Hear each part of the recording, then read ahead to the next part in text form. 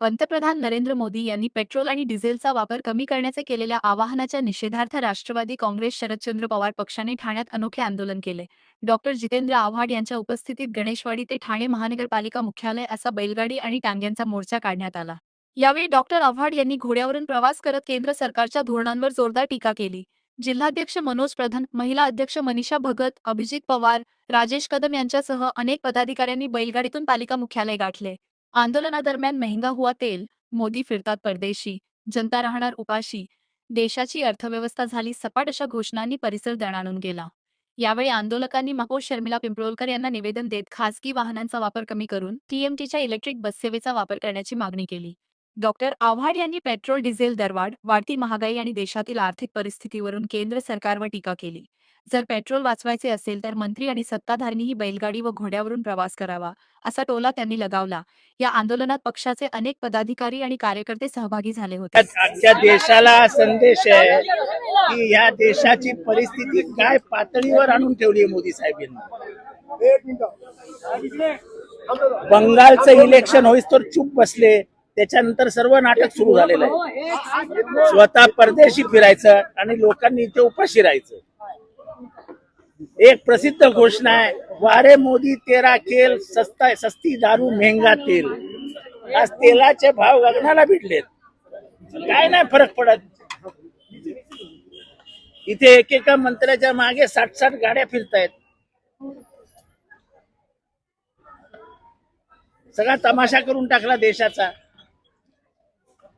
गरिबाने मरा. मोदींच्या ताफ्यामध्ये, भाजपच्या ताफ्यामध्ये अनेक गाड्या फिरतात, मात्र पाहिलं तर बघा, त्या ताफ्याचा प्रश्न आहे. प्रश्न हा आहे, या देशाची परिस्थिती गेले वर्ष 2 वर्ष अशीच आहे आणि ही अजून ह्याच्यापेक्षा खाली जाणार आहे. परिस्थिती सुधारणार नाहीये. महाराष्ट्र देशामध्ये कधी नव्हे एवढी महागाई होणार आहे. चायना युद्धाच्या वेळेस लाल बहादूर शास्त्री यांच्या काळामध्ये जशी महागाई झाली होती आणि त्यावेळेच्या देशाच्या नागरिकांना जशी अमेरिकेला डुकरांना खायला घातलेली ज्वारी खायला लागत होती, तशी ज्वारी आणि बाजरी आपल्याला खायला मिळणार आहे. ते दिवस परत येणार आहेत.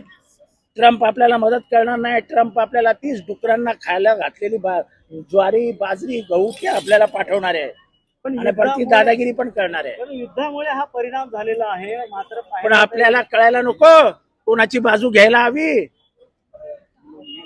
इराण आपला मित्र होता ना.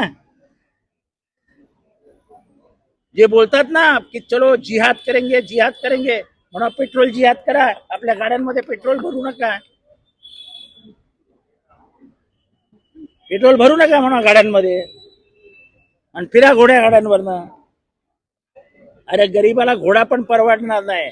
त्याला खायला काय घालणार? त्याचे पैसे कुठून आणणार? गेल्या काही दिवसापासून महाराष्ट्रात सीएनजी साठी रांगा लागलेल्या आहेत. अहो, याच्या पुढे सगळ्यासाठी रांगा लागतील. याच्या पुढे रेशनच्या दुकानांसमोर सुद्धा रांगा लागतील. इतकी वाईट परिस्थिती या देशाची होणार आहे. स्वतः पवार साहेबांनी ट्विट करत पत्र दिले. राज ठाकरेंनी देखील. अहो, पण ही कुठली हुकुमशाही? रात्री यायचं नोटबंदी, रात्री यायचं सोने घेऊ नका, रात्री यायचं इंधन वापरू नका. अहो, तुम्हाला रात्रीच काय आठवतं? 7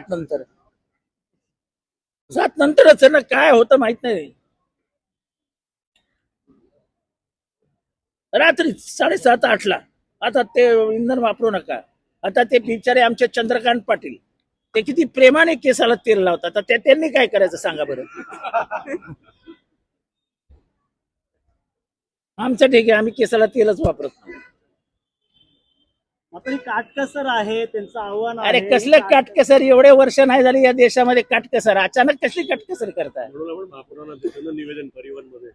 आता महापौरांनी परिवहन मध्ये फिरावं, गाडी पासपासून इथेच ठेवावी. आयुक्तांनी चालत यावं. कामं होणार नाही ना गाडीशिवाय, त्यांची कामं होऊ शकत नाही. हे मोदींनी सांगितलंय. मोदींचा आदेश मोठा का हे मोठे? मोदींनी सांगितलंय काटकसर करा. मग उपमहापौर, महापौर यांनी सगळ्यांनी चालत यावं. देशसेवेसाठी आलेत ना हे.